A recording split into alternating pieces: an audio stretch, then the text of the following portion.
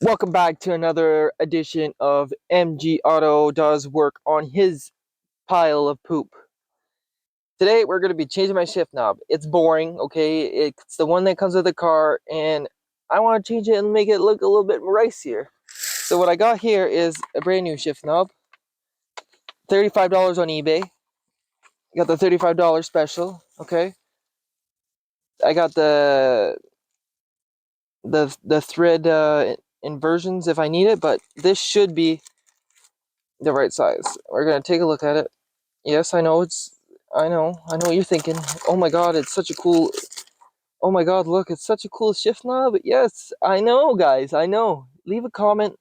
Would you sport this? Because I definitely am. Now, to change this, all you do is you just turn this. This could be very, very quick.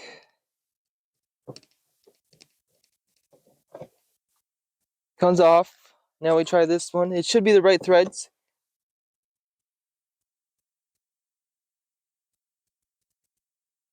Oh, yeah. And get it nice and tight. And there we go. It's higher, actually. It's a lot higher, as you can see. It's a lot higher than the stock one. So this actually looks nice. I really like it.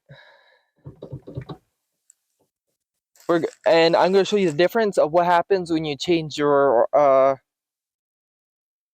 shift knob, okay? The before and the after of the difference. Stay tuned.